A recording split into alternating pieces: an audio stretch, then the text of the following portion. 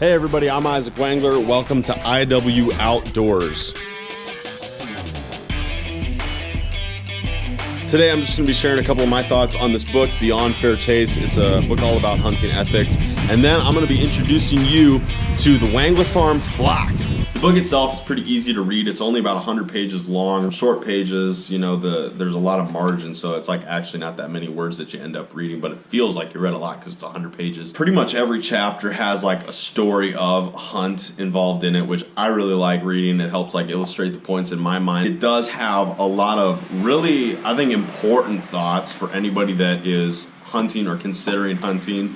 I thought I'd just go over a few of those really important kind of like standout thoughts. So right away in the first chapter of the book, they're going over the introduction and talking about the place of a hunter in a society and in an ecosystem and stuff. As recently as 300 years ago, hunting and gathering societies were common throughout the world. To me, it just shows how hunting as a whole is so far removed. You know, to say that it's only been 300 years since everybody was hunting because they had to in order to live, and today like we have people saying that hunting should be outlawed because it's cruel and inhumane. I mean, that's crazy to me. One of the things that I think this book does a really good job of presenting is that hunting in an ethical way, not inhumane, it is not disrespectful. In my mind, the most ethical way, the most respectful way to go about obtaining that meat is to go and get it yourself. Highest level of respect I could give to an animal that I'm going to at some point consume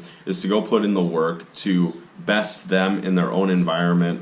Granted, I have the advancement of weapons, which is another thing discussed in the book, proper, ethical, fair chase practices. That's as close as I can get to giving that animal a fair and ethical chance at life, and really even a humane death. You know what you're doing. You're going to be able to kill an animal very quickly, very humanely, and to me that is the most ethical and respectful thing that I could do for an animal. I will also say that I have a freezer full of steaks that were cut off of a cow grown on a farm, so I'm good with farming too. So I want to keep going. There's a few other things I wanted to get to. The next one was the future of hunting depends upon how the majority of people view hunters. I think this is why it's so important that we have people that engage in ethical fair chase hunting and can communicate accurately what the motives and driving factors to hunt are. So the majority of hunters that want to do it the right and ethical way, if we can begin to communicate to people why it is that hunting is so important,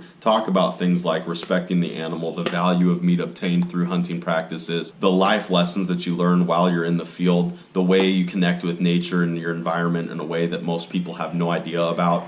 These are the things that I think if we can communicate the value of those to people, they'll get a better understanding and they'll be able to see beyond the scope of there's a guy with a gun that's shooting at an animal that's defenseless. This is what Jim Posewitz and the Beyond Fair Chase community have defined an ethical hunter as: a person who knows and respects the animals hunted, follows the law, and behaves in a way that will satisfy what society expects of him or her as a hunter. It takes a level of respect to really like know an animal. To have that kind of knowledge and information as a hunter, it takes a degree of respect for an animal that I think most people don't see. Never rely on another person to know the seasons, bag limits, and shooting hours. This is something that challenges me because there are certain game situations where I'm not really familiar with how to hunt them. Once again, that knowledge and respect for the animal, due diligence to make sure that I'm knowledgeable enough to go out and do it right. So then there was a story later on in the book where it's talking about this young man who really didn't have access to very much like hunting ground. It goes on to talk about the hunting community and a willingness to pass on information to each other. It happened too with turkeys. I'd never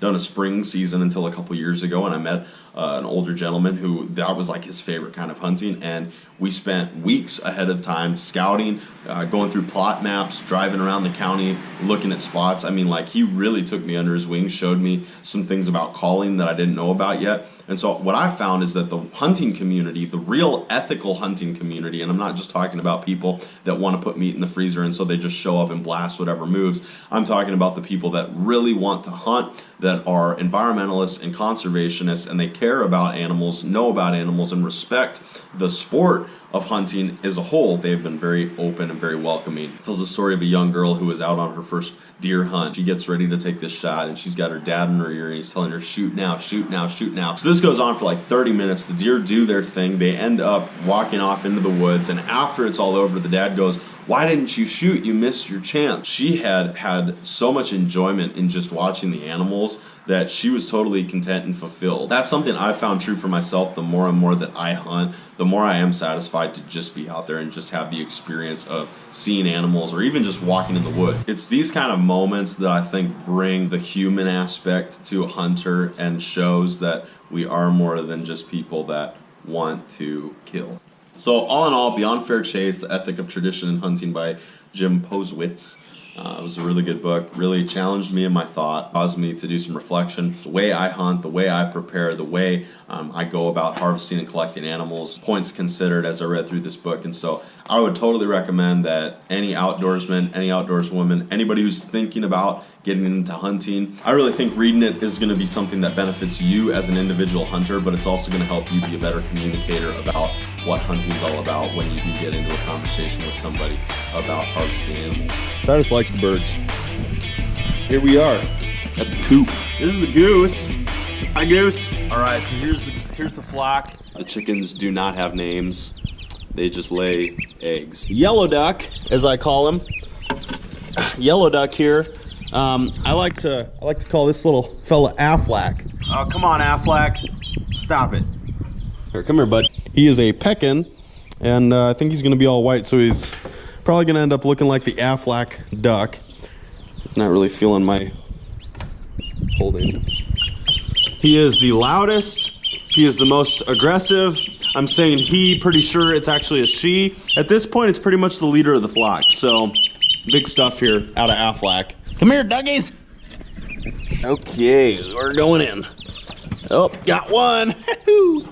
All right, so here's one of our other ducks. So at this point, we're not really sure what kind of duck this one's gonna be.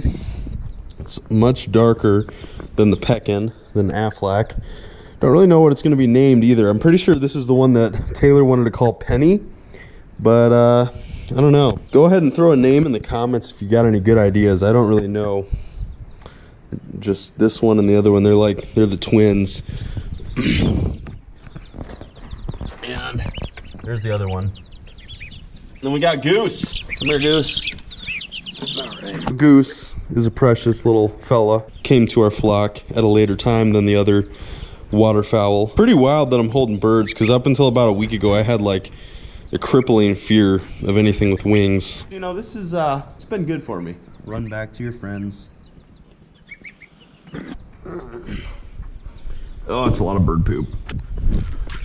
Ugh. With garlic. Oh my gosh. This stuff is nasty. Well, there we go. That's pretty much it for the birds here. Well, I don't know about you, but that's about all the fun I can handle for one day. Thanks so much for watching. If you have any thoughts about our book, Fair Chase, go ahead and leave a comment about your thoughts or comments on the book.